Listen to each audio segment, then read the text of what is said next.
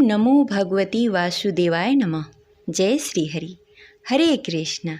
प्रिय श्रोताओं, आप सभी को अपरा एकादशी की हार्दिक शुभकामनाएं। आप सभी पर भगवान विष्णु और माता लक्ष्मी की कृपा सदा सर्वदा बनी रहे। आज सुनेंगे अपरा एकादशी संपूर्ण व्रत कथा और माता तुलसी की कथा। तो प्रेम से बोलिए लक्ष्मी नारायण की जय। जय श्री हरि। जय माता तुलसी।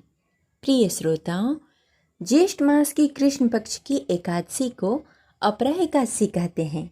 इसे अचला एकादशी के नाम से भी जाना जाता है। यह एकादशी बहुत ही खास है। इस एकादशी का व्रत करने से समस्त पापों का नाश होता है और अपार पुण्य फल प्राप्त होता है। इसके साथ ही इस व्रत को करने से घर में सुख शांति समृद्धि का वास होता है और भगवान विष्णु की कृपा बनी रहती है। इस दिन विधि विधान से भगवान विष्णु और माता लक्ष्मी की पूजा आराधना की जाती है। भोग अर्पित किए जाते हैं और इसके साथ ही भोग में तुलसी पत्र भी डाला जाता है। इस दिन माता तुलसी की भी पूजा आराधना की जाती है। भजन कीर्तन किए जाते हैं और भगवान विष्णु के नाम जाप किए जाते हैं और मंत्र जाप किया जाता है। इसके साथ ही व्रत कथा का पाठ किया जाता है। व्रत कथा के बिना व्रत अधूरा माना जाता है।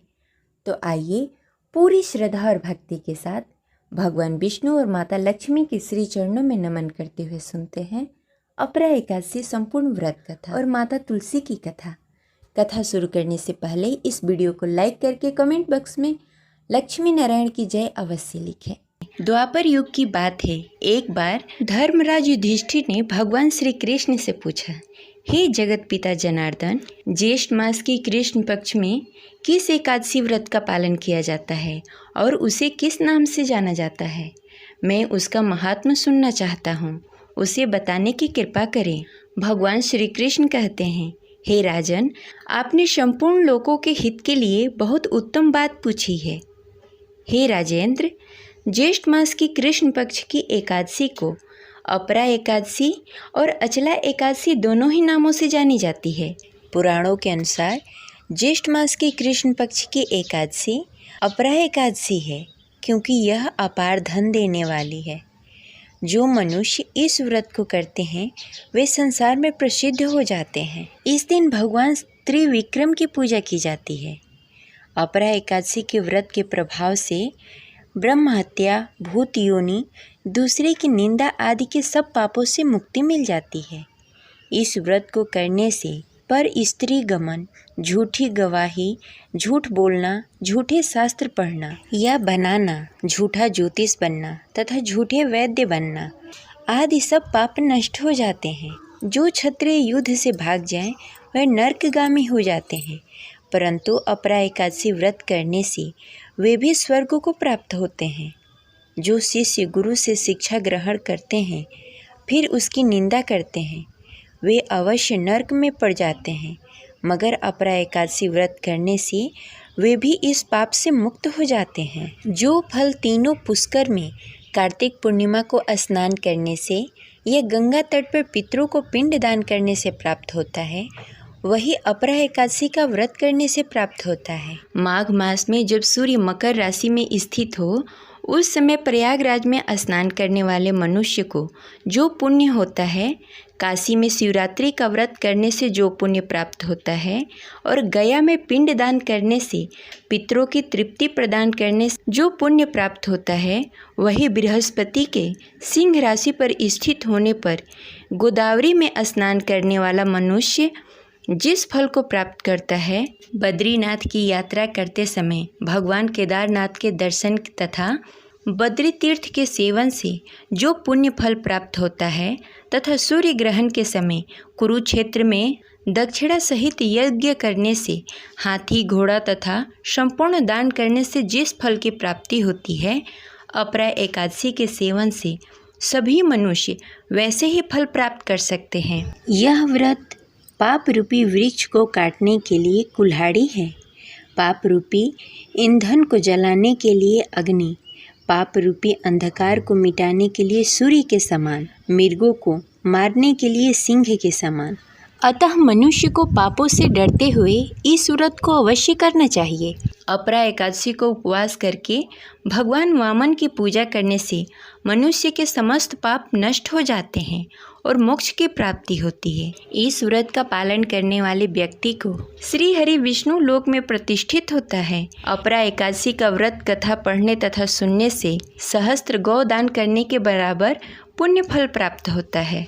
इसकी प्रचलित कथा के अनुसार प्राचीन काल में महिध्वज नामक एक धर्मात्मा राजा था। उसका छोटा भाई वज्रध्वज बड़ा ही क्रूर, अधर्मी तथा अन्यायी था। वह अपने बड़े भाई से द्वेष रखता था। उस पापी ने एक दिन रात्रि में अपने बड़े भाई की हत्या करके उसके देह को एक जंगली पीपल के पेड़ के नीचे गाड़ दिया।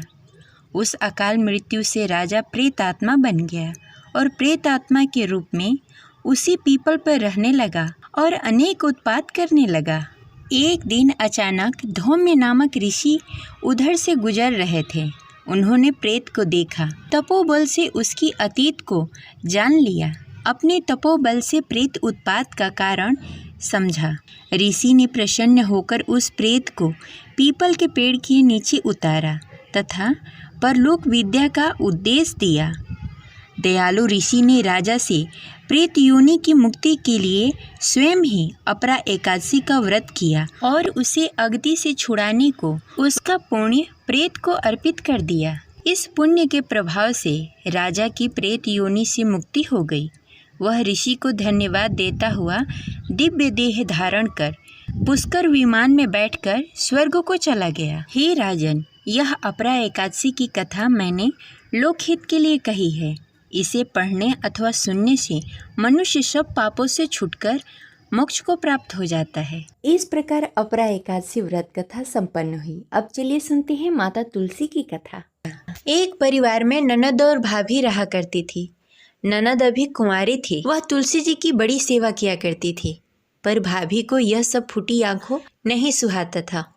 कभी कभी तो वह गुस्से में कहती कि जब तेरा विवाह होगा तो तुलसी ही खाने को दूंगी और तुलसी ही तेरे दहेज में दूंगी।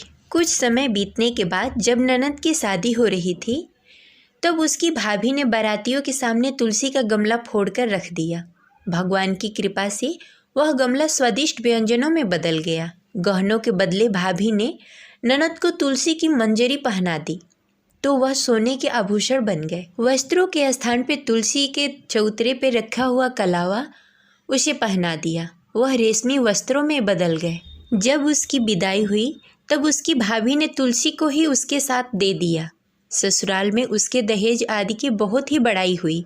इस पर भाभी को बड़ा ही आश्चर्य हुआ और तुलसी जी की पूजा का महत्व उसको समझ में आ गया। भाभी की एक लड़की थी। वह अपनी लड़की से कहती कि तू भी तुलसी की सेवा किया कर, तुझे भी बुआ की तरह फल मिलेगा। पर लड़की का मन तुलसी की सेवा करने में नहीं लगता था।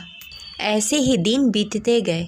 कुछ दिनों के बाद लड़की के विवाह का समय आया तो भाभी ने सोचा जैसा व्यवहार मैंने ननद से किया था उसी के कारण उसे इतनी इज्जत मिली, क्यों न मैं अपनी लड़की के साथ भी वैसा ही व्यवहार करूं। उसने तुलसी का गमला फोड़कर बारातियों के सामने रख दिया, परंतु इस बार मिट्टी मिट्टी ही रह गई। मंजरी और पत्ते भी अपने पूर्व रूप में ही रह गए तथा कलावा भी उसी रूप में रह गया। सभी बाराती भाभी की बुराई करने लगे। ससुराल में सभी लड़की की बुराई कर रहे थे। भाभी ननद को कभी घर नहीं बुलाती थी। भाई ने सोचा मैं ही बहन से मिल आऊं। उसने अपनी इच्छा अपनी पत्नी को बताई तथा सौगात लेकर जाने के लिए कुछ मांगा। भाभी ने थैले में ज्वार भरकर कहा, और तो कुछ है नहीं, यही ले जाओ। वह दुखी मन से चल दिया। भला बहन के घर कोई ज्वार लेकर जाता है। बहन के नगर के समीप पहुंचकर उसने एक गौशाला में गाय के सामने ज्वार का थैला उलट दिया। तब गौपाला ने कहा, ए भाई, सोना मोती गाय के आगे क्यों डाल रहे हो। भाई ने उसकी सारी बातें बता दी तथा सोना मोती लेकर प्रसन्न मन से बहन के घर गया। बहन बड़ी प्रसन्न हुई। ये सब चमत्कार माता तुलसी की वजह से हुआ, क्योंकि वह लड़की माता तुलसी की परम भक्त थी। प्रेम से बोलिए जय माता तुलसी। ऐसी ही दूसरी कथा के अनुसार एक नगर में एक बुढ़िया माई थी। वो एकादशी का व्रत करती और तुलसी को सींचती और कहती कि हे तुलसी माता, सत की दाता, मैं तेरा बिरला सींचती हूँ। मुझे बहू दे, पीताम्बर की धोती दे, मीठा मीठा घास दे, बैकुंठ में वास दे, चटक की चाल दे, पटक की मौत दे, चंदन का काठ दे, रानी का राज दे, दाल भात का भोजन दे, एकादश की मौत दे, कृष्ण जी के कंधा दे। तब तुलसी माता यह सुनकर सूखने लगी। तब भगवान ने पूछा, हे तुलसी, तुम क्यों सूख रही हो? तुलसी माता ने कहा कि एक बुढ़िया रोज आती है और यही बात कह जाती है। मैं सब बात तो पूरा कर सकती हूँ, लेकिन कृष्ण का कंधा कहाँ से लाऊंगी? तब भगवान बोले, जब बुढ़िया माई मरेगी तो मैं अपने आप कंधा दे आऊँगा। तुम बुढ़िया माई से कह देना। जब बुढ़िया माई मर गई, सब लोग आ गए। जब माई को ले जाने को हुआ तब वह किसी से उठ ही नहीं रही थी। तब भगवान 12 बरस के एक लड़के के रूप धारण करके आए। बालक ने कहा, मैं कान में एक बात कहूँगा तो बुढ़िया माई उठ जाएगी। बालक ने कान में कहा, बुढ़िया माई मन की निकाल दे, पीताम्बर की धोती ले, मीठा मीठा घास ले, बैकुंठ का वास ले, चटक की चाल ले, पटक की मौत ले, कृष्ण का कांधा ले। यह सुनकर बुढ़िया माई हल्की हो गई।